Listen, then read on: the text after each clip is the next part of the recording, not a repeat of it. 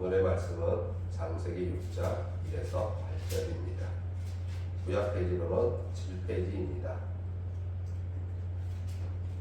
다들 찾으셨으면 합독하겠습니다. 읽겠습니다. 사람이 땅 위에 번성하기 시작할 때에 그들에게서 딸들이 나니 하나님의 아들들이 사람의 딸들의 아름다움을 보고 자기들이 좋아하는 모든 여자를 아내로 삼는지라.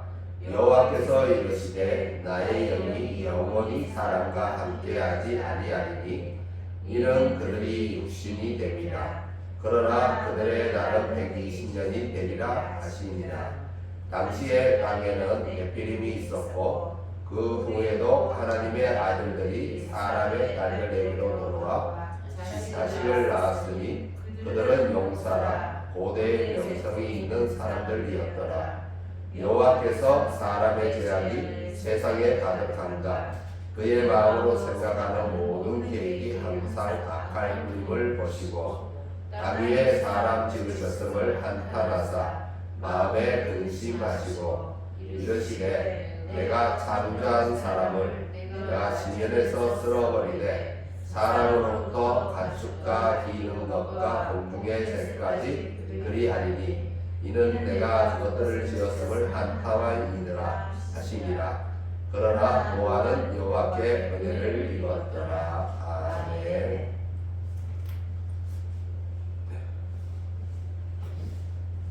안녕하십니까? 또 어떻게 한 주간 잘 보내셨습니까? 네, 날이 추워지고 있습니다. 건강 유의하시기 바랍니다. 오늘의 말씀은 은혜의 번자입니다. 우리가 은혜의 번자로서 오늘 은혜를 입고 돌아가시길 바랍니다. 아멘. 은혜를 입고 또 우리 주님의 이 믿음 위에 선 우리가 굳건히 믿음의 반석에 설 수 있기를 바랍니다. 세상은 정말 빠르게 돌아가는 것 같습니다. 잠시만 한눈을 팔아도 세상의 변화를 따라잡기가 쉽지 않죠. 사람들은 정말 열심히 살아가는데 세상 가운데 열심히 살아가죠. 그리고 나도 열심히 살아가는데 그런데 이렇게 열심히 사는데 나는 왜 저들 정도도 되지 못할까? 살다 보면 이렇게 마음 한가운데 찾아오는 낙담이 있을 겁니다. 사회는 발전해가고 번영을 누리는데 나는 남들을 따라붙지 못하고 있다는 느낌이 들 때도 있죠. 홀로 고립감을 느낄 때도 있습니다. 단지 다른 사람과는 같아야지 하며 열심히 일하고 수고하고 그런 시간들이 지나왔는데 그런데 언젠가부터는 내 마음속에 소망이 사라져 있음을 발견하게 됩니다. 우리는 그동안 무엇을 소망하며 살아왔을까요? 우리의 참 소망은 무엇일까요? 노력의 결실 가운데 지금보다 더 나은 삶인가요? 발전과 번영 가운데 내 앞으로 놓여진 꽃길인가요? 머리는 될지언정 꼬리는 되지 말아야 하는 건가요? 이러한 성장주의, 번영주의를 우리가 바라고 원하고 추구하지만 우리는 이것들에서 정작 참 소망을 찾을 수가 없습니다. 성장주의, 번영주의는 분명 우리에게 물질적인 부유함을 안겨다 주는 것은 사실입니다. 과거보다는 더 풍요함을 지금 경험하고 있으니까요. 그렇다면 성장주의, 번영주의가 우리에게 만족감을 안겨주었을까요? 전혀 그렇지 않죠. 여전히 우리는 나의 상태로 인해 불만족스럽습니다. 우리를 행복으로 인도하는 것은 더더욱이 아닙니다. 물질이 좀 더 부유해지면 그 순간은 잠시 행복감을 느낄지는 몰라도 얼마 가지 못해서 그 행복감은 사라지고 맙니다. 우리 모두는 육신의 일을 염려하여 육신의 필요를 채우기 위해 수고하고 애를 쓰는 것으로 시작하지만 그 육신의 일을 염려하여 애를 쓴 결과 점점 더 갈수록 점점 더 육신의 정욕에 속박될 수밖에 없죠. 우리 자신도 모르게 속박되어 갑니다. 마음의 탐심은 점점 더 커지고 육신의 탐욕을 하나하나 채워나간다 해도 만족감은 얼마 가지 못하고 영혼의 공허함은 여전히 남아있죠. 우리는 이 부분에서 혼동합니다. 영혼의 공허함을 육신의 필요에서 시작해서 육신의 탐욕을 채워나가는 것으로 해결하려고 하다 보니까 끝없는 순환에 걸리고 마는 거죠. 우리 사회에는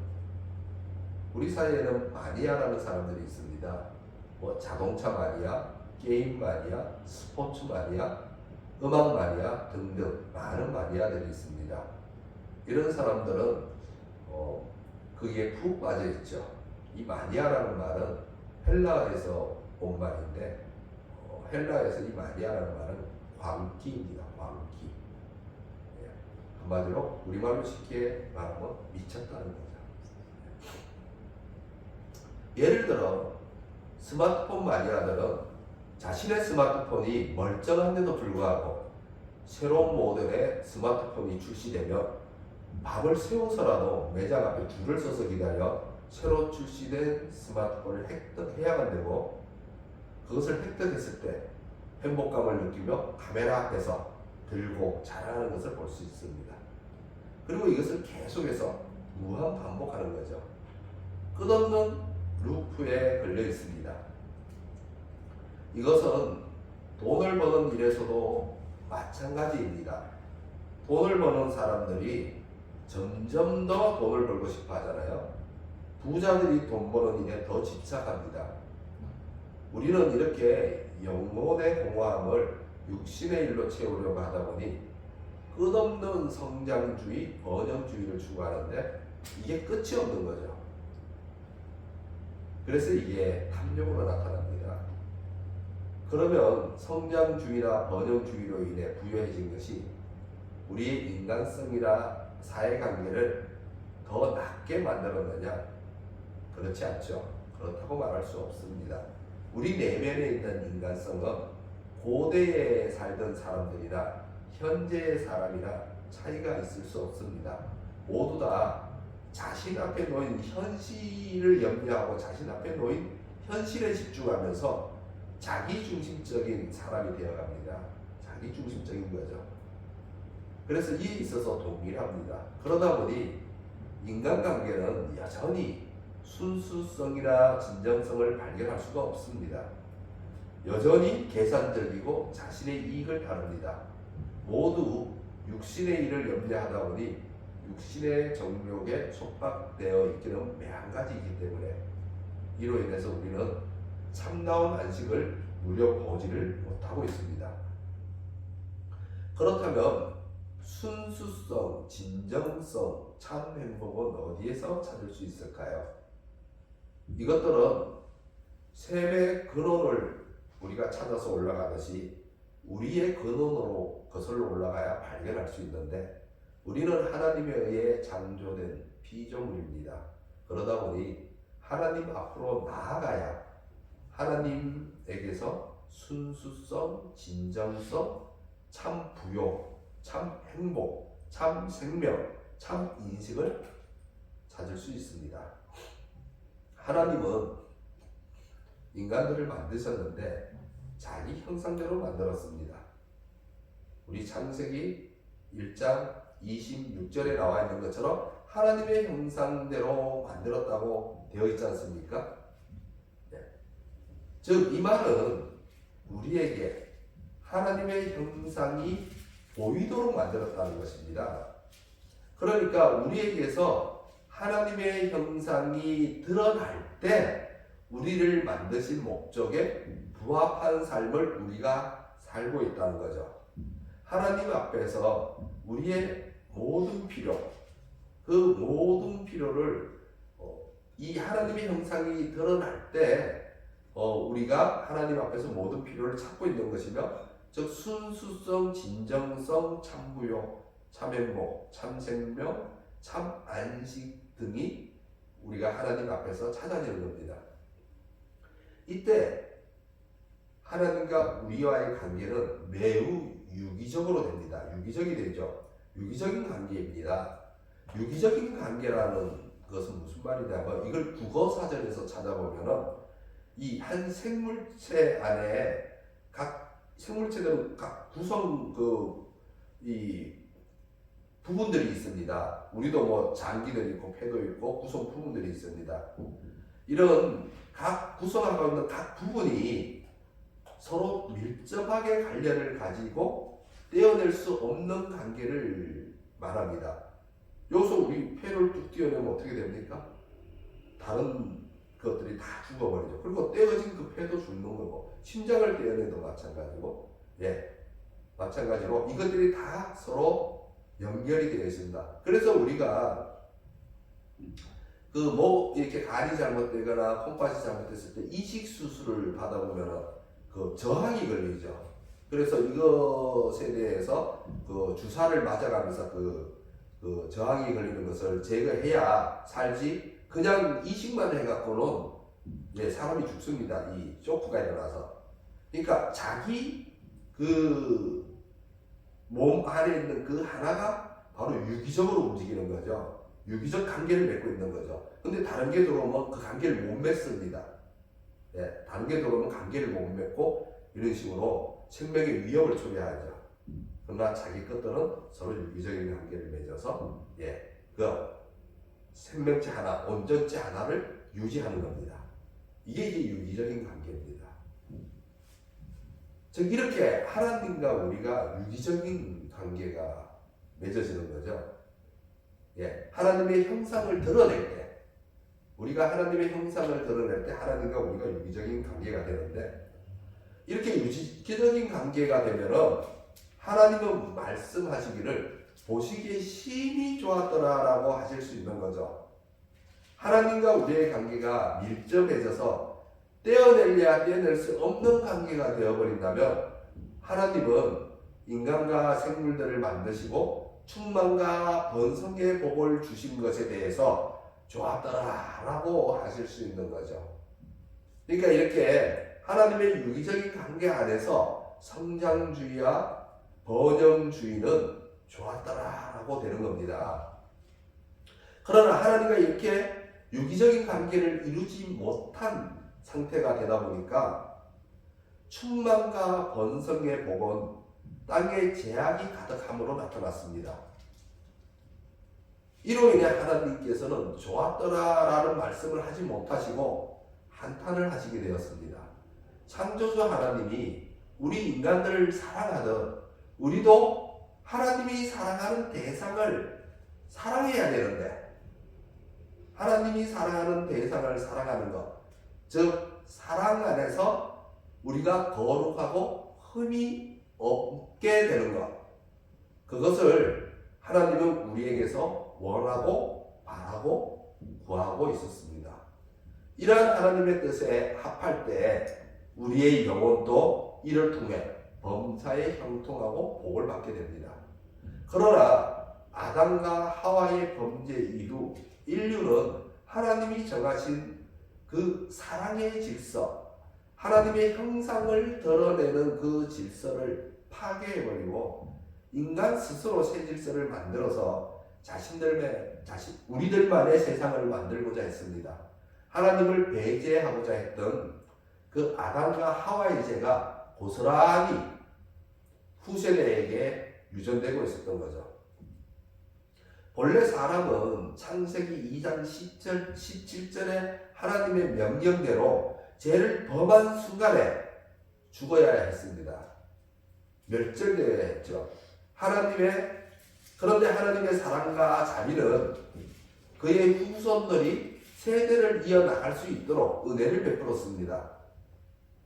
그래서 세대를 베풀어 나가면서 우리 창세기 5장에 보면 쭉 세대를 이어서 뭐 몇 세를 살았더라, 몇 세를 살았더라, 900 몇 세를 살았더라 이런 말이 계속 있죠. 이것이 사람이 그냥 사라지는 게 아닙니다. 우리 손정민 목사님의 은혜 노래처럼 말입니다. 그냥 그게 되는 게 아닙니다. 하나님의 은혜와 자비로 이렇게 되는 건데 대를 이어서 이렇게 이어올 수가 있었는데, 그러나 사람들은 그런 은혜를 잊어버리고 배은망덕했습니다. 이에 대해 예수님은 이렇게 말씀하셨는데요. 노아가 방주에 들어가는 날까지 사람들이 먹고 마시고 장가들고 시집가더니 라고 합니다. 이 말씀은 얼핏 들어보면 그냥 되게 정상적인 것 같죠. 근데 이 말씀이 정상적인 것처럼 들리는 것은 우리의 죄성 때문입니다. 예수님이 이것이 정상적이었다면 이렇게 말을 하지 않겠죠. 제가 이게 누가복음 17장 27절의 말씀인데 17장 27절의 전반절의 말만 하려고 뒤에 말은 그래서 그렇게 살다가 홍수 때 다 죽었다 이렇게 하는 말입니다. 그러니까 이 말은 우리의 죄성을 드러내는 말인데, 노아의 때에 하나님이 주신 그 충만과 번성의 복, 이 충만과 번성의 복 언제 주셨죠? 창세기 1장에 생물들을 창조할 때 주셨잖아요. 충만하고 번성해라, 가득 채워라. 이 생물들을 만들 때마다 주신 복이잖아요. 그리고 사람들에게도 주었고 사람들에게는 지배하고 다스리라는 복까지 주었습니다. 창세기 1장에 다 나와 있는 얘기거든요. 충만과 이 번성의 복을 가지고 육신의 삶에만 치중하고 있었던 거죠. 당시의 사람들은. 그래서 육신의 삶에만 치중하고 있는 당시의 사람들을 표현한 말이에요, 이 말이. 그래서 하나님을 알지도 못하고 하나님에 대해 인식도 하려고 하지 않으며 하나님과의 유기적인 관계를 끊어버리고 살아가는 당시의 시대상을 말하는 것입니다. 이 예수님의 누가복음 17장 27절의 말씀이. 네. 그래서 예수님의 이 말씀은 결국 창세기 6장의 말씀을 압축해 표현한 말입니다. 오늘 본문 1절과 2절부터 볼까요? 1절과 2절 다 같이 한번 읽어보겠습니다.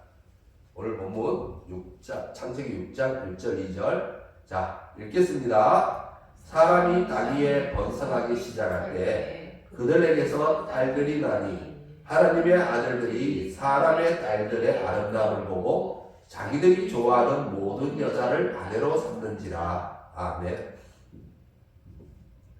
먼저 사람들이 죄인되었지만 당장 그들이 죽음을 맞이하여 멸절되지 않고 도리어 하나님이 주신 충만과 번성의 복이 입혀져서 사람들이 번성하기 시작했습니다. 그리고 문명이 발전하기 시작했죠.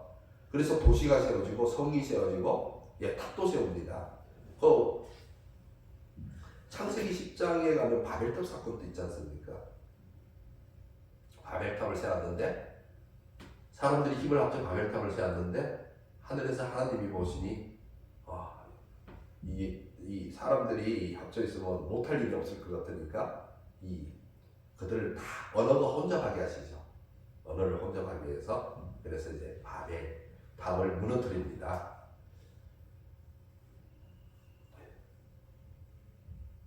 이렇게 충만과 번성의 복이 입혀져서 사람들이 번성하기 시작했는데 바로 죄인임에도 불구하고 하나님이 이렇게 한 번 주신 복은 물리지를 않고 있었습니다. 한 번 주신 복은 물리지를 않죠.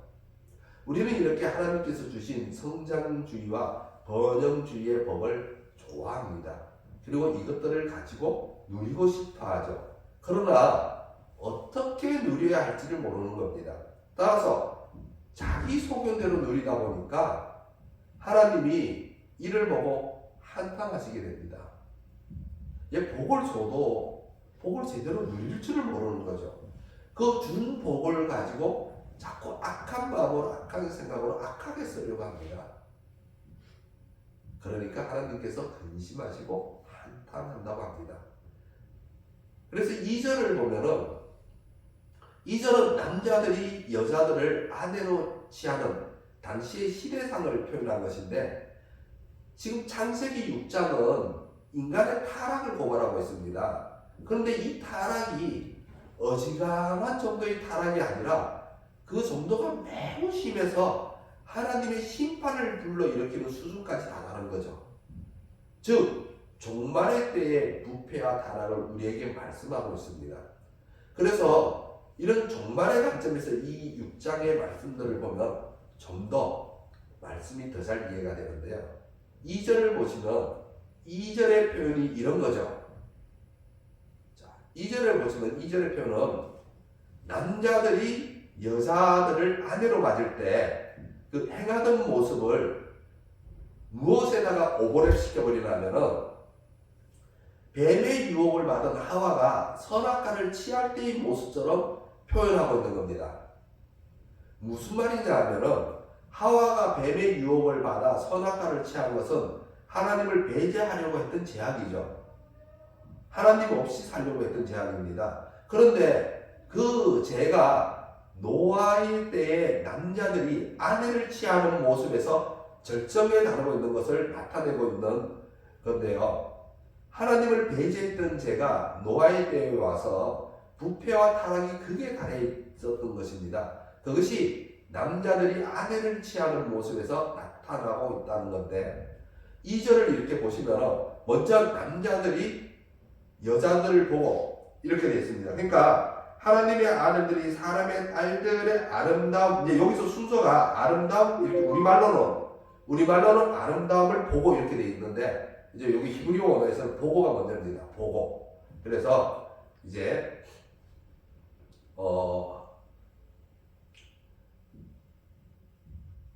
남자들이 여자를 봅니다. 남자들이 여자를 보는데, 이는 똑같이 하와가 선악과를 보는 것이죠.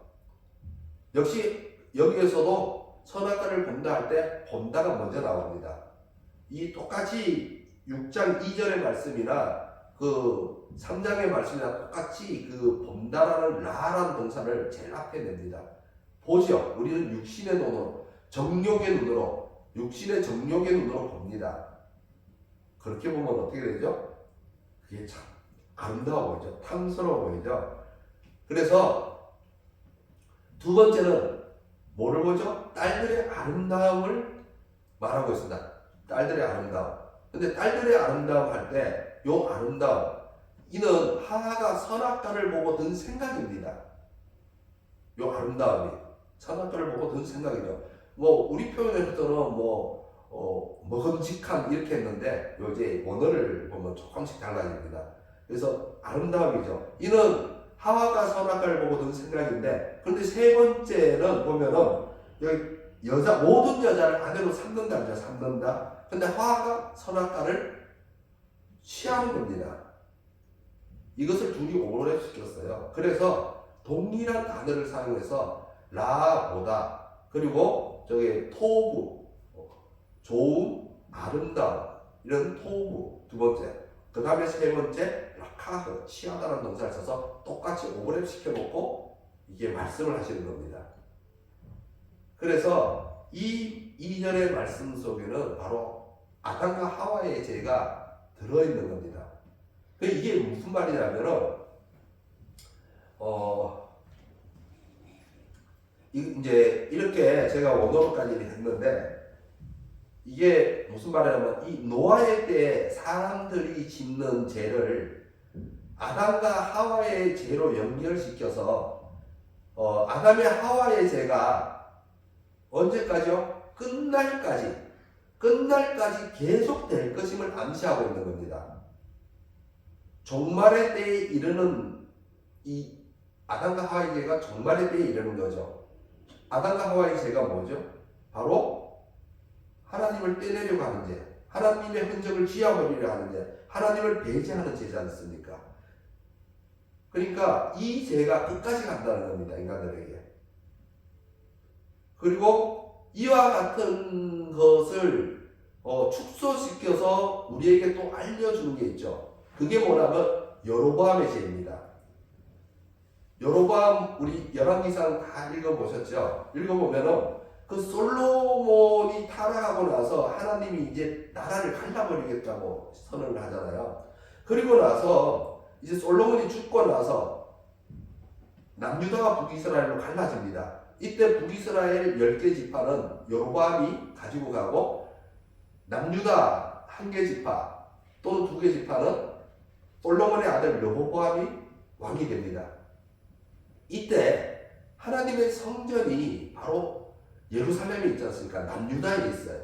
그래서 이 북이스라엘 사람들도 나라는 갈라졌어도 하나님의 성전으로 제사를 드리러 와야 되는데 여로보암이 가만히 보니까 이게 남유다로 계속 제사를 드리러 가다 보면은 백성들이 다 남유다에 가서 살 것 같아요. 빼앗길 것 같아요, 백성들을요. 그럼 이거를 여로보암이 막아야겠죠. 그러니까 백성들이 하나님 앞으로 나아가는 것을 막아버립니다. 근데 어떻게 막냐? 황금 송아지 2개를 만들어서 하나는 단에다가, 단은 저 북쪽에 있죠. 그리고 하나는 베델에다가, 베델은 유다에 가까이 있습니다. 그래서 단과 베델에 이 황금 송아지를 설치해 놓고 이 황금 송아지가 너희들을 애굽에서 인도해낸 하나님이다. 너희들의 힘이다. 라고 말하고 저기 예루살렘에 있는 성전까지 갈 필요 없이 여기다가 예배해라. 여기서 제사를 드리라. 그랬던 거죠. 그래서 백성들을 하나님 앞으로 나아가는 것을 막아버린 겁니다. 그리고 나서 어떻게 됩니까? 이 제가 북이스라엘이 망할 때까지 가는데 이 성경은 이를 가리켜서 뭐라고 말하냐면 이스라엘로 범죄하게 한 느밧의 아들 여로보암의 죄에서 떠나지 아니하였더라. 근데 이게 이스라엘이 망할 때까지 갑니다. 이 말이 계속해서 갑니다. 계속해서 가는 거죠. 그러니까 이것을 이 모형으로 우리에게 보여주는 건데 결국 아담과 하와의 죄가 이 세상이 망할 때까지 끝날까지 이 죄가 간다는 것을 보여주고 있습니다. 하나님을 배제하고 하나님을 떠나는 것, 여로보암이 하나님 곁으로 못 가게 하나님을 배제시키려 하는 것, 이 죄가 끝날까지 간다는 것을 알려주고 있는 겁니다. 그래서 이 6장 2절에서 이것을 히브리어는 바로 어휘를 사용해서 묘하게 요걸 오버랩시켜 놓습니다.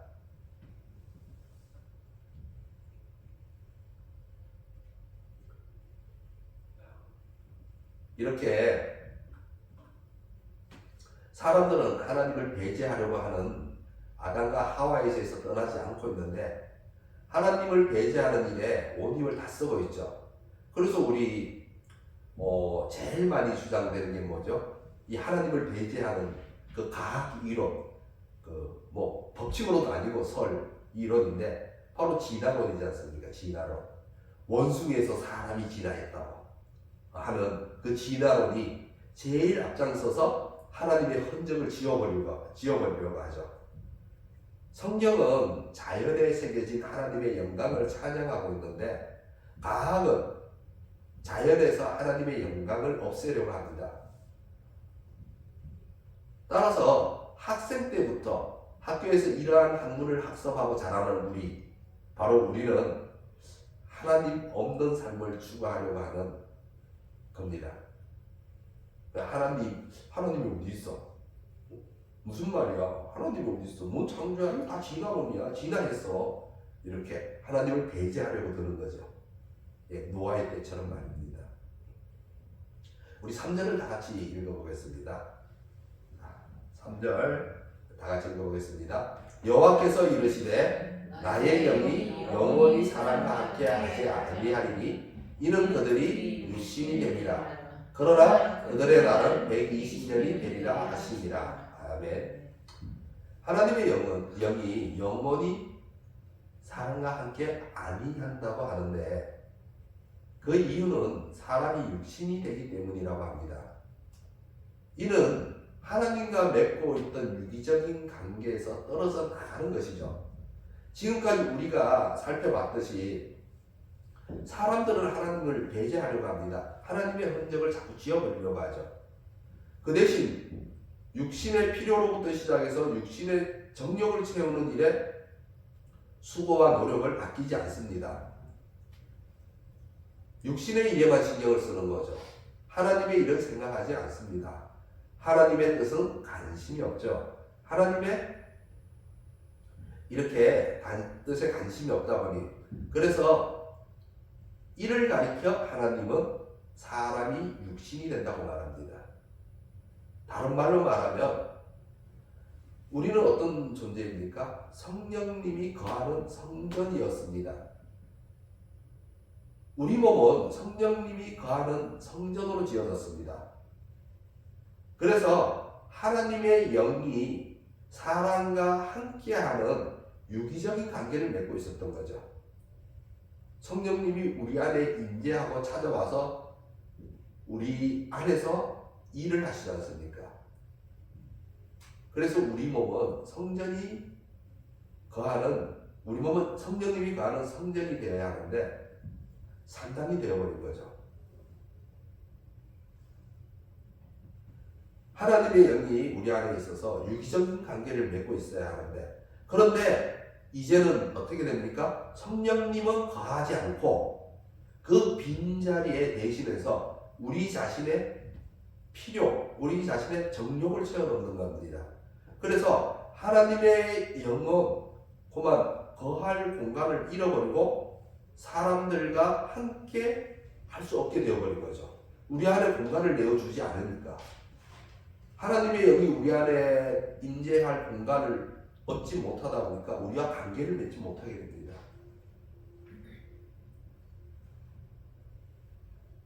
그리고 관계가 끊어져 버리죠.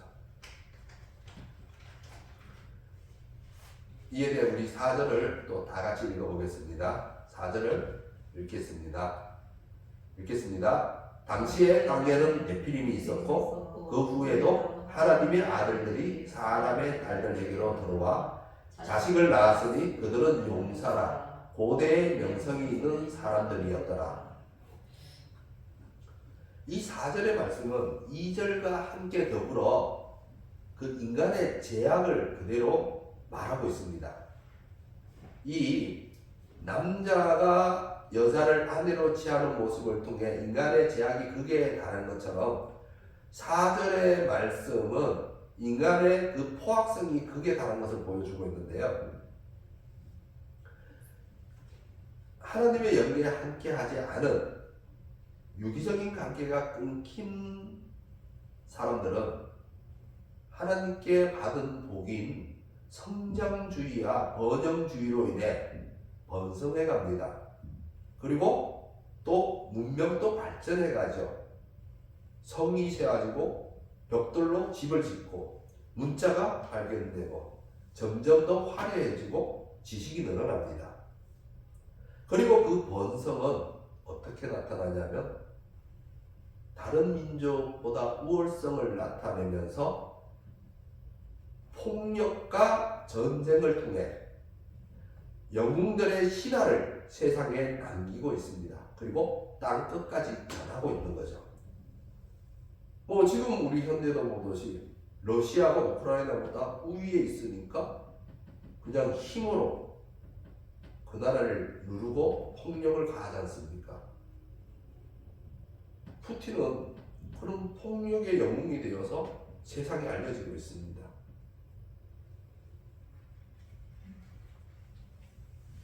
역시 과거에도 마찬가지죠. 우리가 잘 알고 있는 알렉산더 대왕의 신화, 또 징기즈칸, 저 몽골 제국의 왕인 징기즈칸의 신화, 또 프랑스의 왕이었던 나폴레옹의 신화, 모두 힘 있는 자의 폭력이 신화가 됩니다. 사람들 자신의 폭력으로 세상을 채워나가는 거죠. 그래서 4절의 말씀은 또 그렇게 말하는 겁니다. 그들은 용사라 고대의 명성이 있는 사람들이었더라.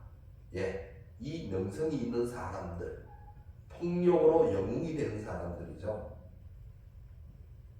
그래서 성장주의와 번영주의는 우리에게 소망보다는 폭력과 포악한 말을 점점 더 갈수록 안겨줄 뿐입니다. 우리는 이러한 사람의 타락 신화에 얽매이지 말아야겠죠. 우리도 이런 데 휩쓸리면 안 됩니다. 여기에 얽매이다 보면은 세상은 이 그리스도인까지 여기에 얽매이게 되면은 진짜 누가 막겠습니까? 폭력과 포악함이 더해져 가는 것을 어떻게 막을 수 있겠습니까?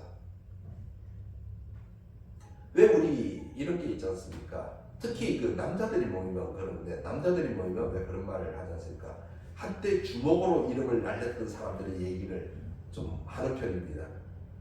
그래서 뭐 조폭들, 한때 뭐 김두한이 같은 이런 그런 하여튼 깡패들 얘기들을 이렇게 하는 것을 좋아합니다. 그러면서 뭐라도 된 듯 막 그들을 영웅시하죠. 대단한 주먹 잘 쓰는 사람처럼. 그렇게 폭력과 포악함에 우리는 둔감해지기 시작합니다. 그래서 5절과 6절을 보시면 세상의 제약이 가득해졌다고 할 뿐만 아니라 거기에 대해서 뭐라고요? 이제는 사람의 그 마음속의 생각 자체가 악하다고 하고 있습니다. 그래서 하나님이 근심하기 시작했습니다. 우리의 이런 모습을 보고 한탄하고 계십니다. 이런 우리들에 대해 심판을 하자니 마음이 아프신 거죠. 왜 부모님이 자녀를 체벌하게 되면 마음이 불편한 것을 보면 마음이 아프지 않습니까? 우리의 아버지 되신 하나님의 심정도 이와 같은 거죠. 그러니 근심을 안 할 수가 없습니다. 그러나 부모님의 체벌 속에는 사랑이 있고 긍휼함이 있고 세희망이 있습니다. 자녀를 아주 눈물 쏙 빠지게 혼을 내고 나면은 또 부모님이 자식에게 그러죠. 많이 아팠어? 아빠 엄마가 미안해. 앞으로는 잘해보자.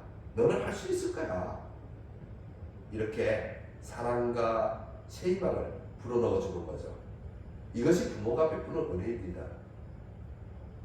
이렇게 하나님은 근심 끝에 세상을 심판하시려고 하는데, 세상을 벌하려고 하시는데 7절을 보시면은 사람으로 인해서 공중과 지면의 모든 생물을 다 심판하십니다.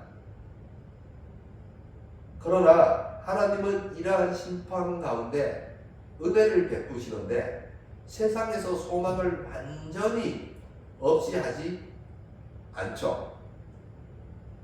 8절을 우리 다 같이 읽어보겠습니다. 8절을 다 같이 읽어보겠습니다. 자, 읽겠습니다. 그러나 노아는 여호와께 은혜를 입었더라. 아멘. 심판을 결심하시면서도 노아와 노아의 가족에게 은혜를 베풉니다.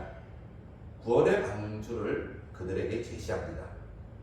심판 중에도 긍휼을 잃지 않으시는 하나님의 사랑의 역사가 이제 시작되었습니다. 이는 새 창조를 바라보는 것으로 여전히 마찬가지로 우리를 향한 하나님의 사랑은 변함이 없습니다. 지금도 노아의 때와 같이 사람들이 먹고 마시고 장가들고 시집가고 있습니다. 지금도 말입니다. 하나님이 주신 충만과 번성의 복을 가지고 육신의 삶에만 치중하고 있습니다. 그래서 또 한 번, 그리고 마지막인 영원한 심판을 지금 하나님께서 준비하고 계시지 않습니까? 하나님께서 영원한 심판을 준비하고 계십니다.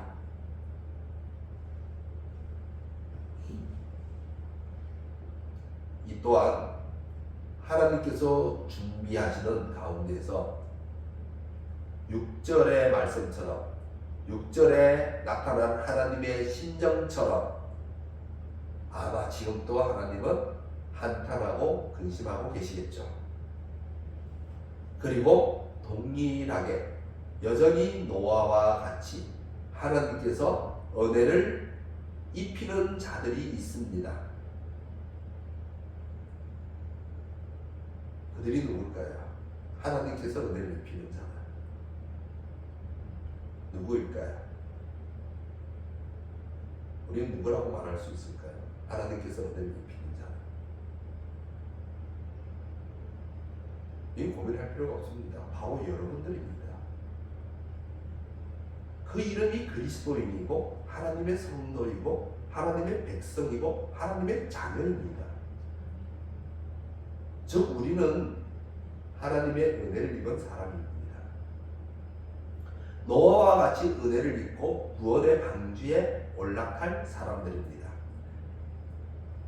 구원의 방주가 완성되는 날 우리는 올라가겠죠.